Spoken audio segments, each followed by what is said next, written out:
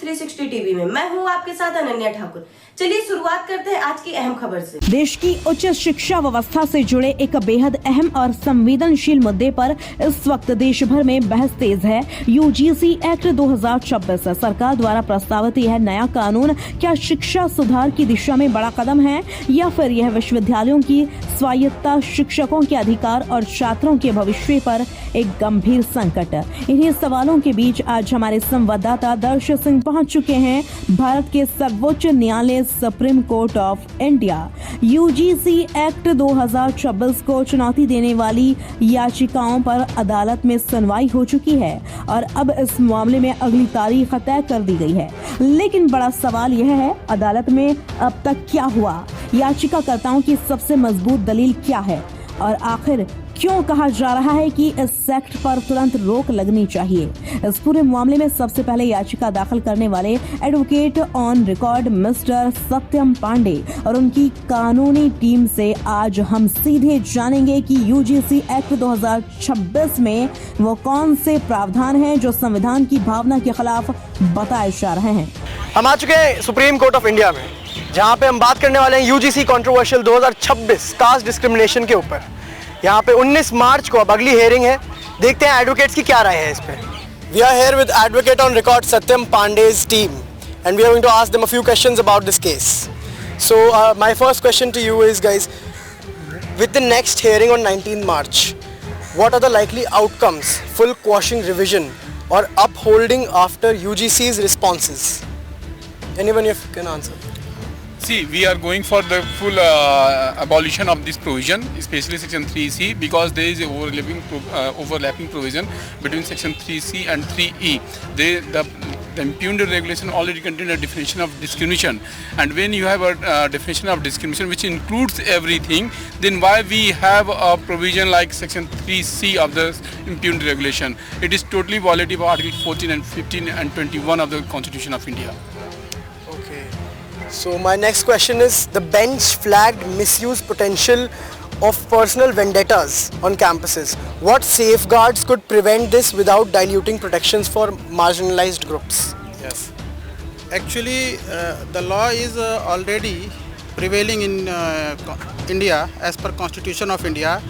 As and when there is a requirement of any developments due to change of scenario, or if there is any threat to any society or any type of individuals, especially I am saying, not quoting any big words, caste or group or team or whatever is there, if any individual is being harassed, he has his rights as well as liabilities towards other citizen as well as government of India in a common society. Since beginning till today, we are in a developing stage.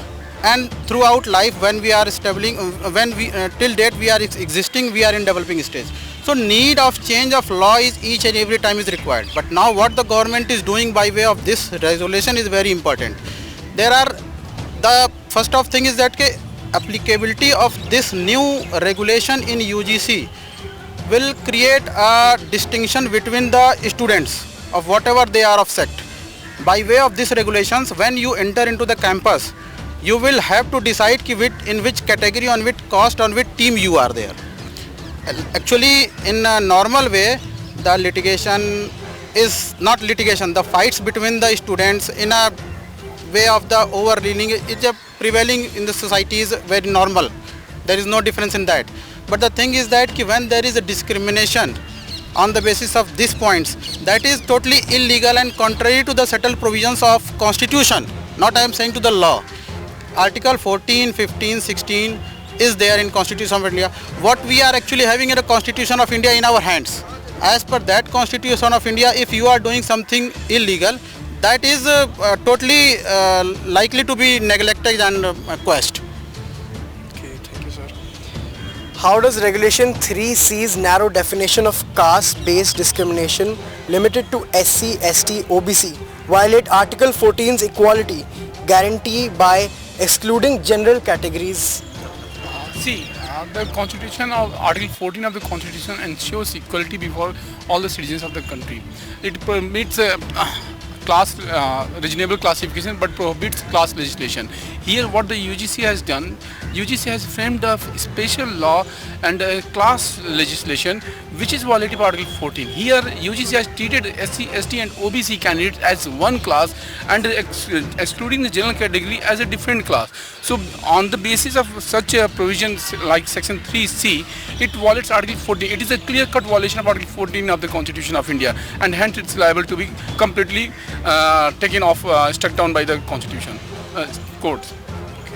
तो मेरा आखिरी सवाल आपसे रहेगा, जैसा कि मैंने बताया था 19 मार्च को इसकी अगली हियरिंग है, आपको क्या लगता है इसका फाइनल आउटकम क्या होने वाला है?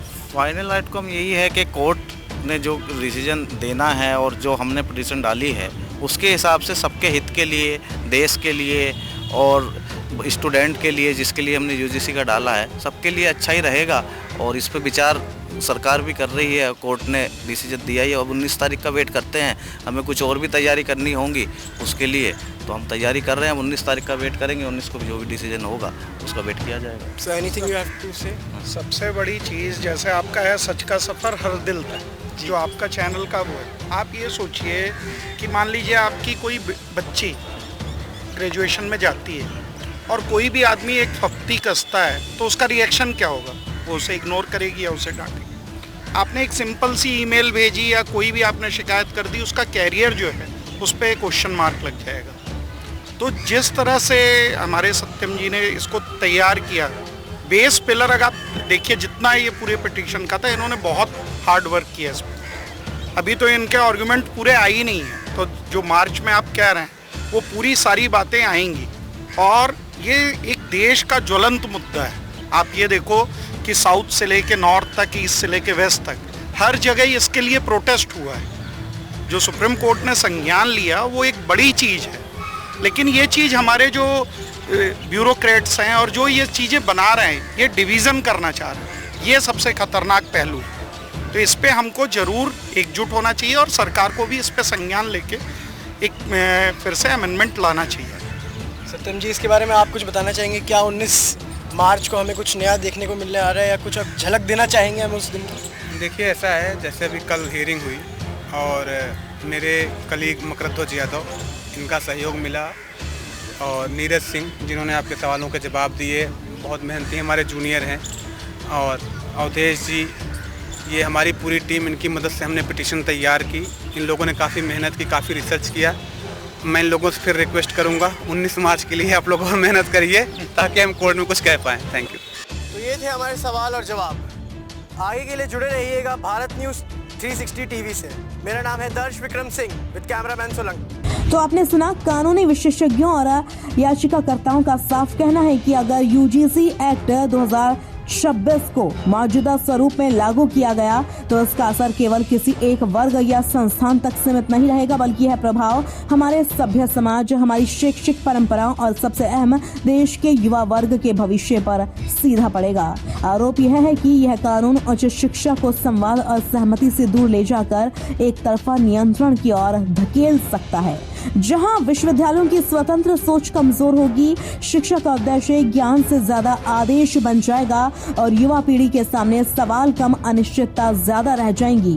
आज चिंता किसी एक समुदाय की नहीं बल्कि उस पीढ़ी की है जो कल देश की बागडोर संभालेगी। अगर शिक्षा ही असंतुलित हुई तो उसका असर समाज के हर हिस्से पर पड़ेगा। अब सबकी निगाहें सुप्रीम कोर्ट ऑफ इंडिया पर टिकी हैं, जहां यह तय होगा कि क्या इस कानून पर रोक लगेगी या फिर इसमें आवश्यक संशोधन होंगे। भारत न्यूज 360 टीवी इस मुद्दे से जुड़ी हर कानूनी और संवैधानिक अपडेट अब तक सबसे पहले पहुंचाता रहेगा, क्योंकि सवाल सिर्फ एक कानून का नहीं बल्कि देश के युवाओं और आने वाले कल का है। अभी के लिए इजाजत दीजिए, लेकिन जल्द मिलेंगे आपसे एक ऐसी बड़ी खबर के साथ। तब तक के लिए देखते रहिए भारत न्यूज 360 टीवी, सच का सफर हर दिल तक।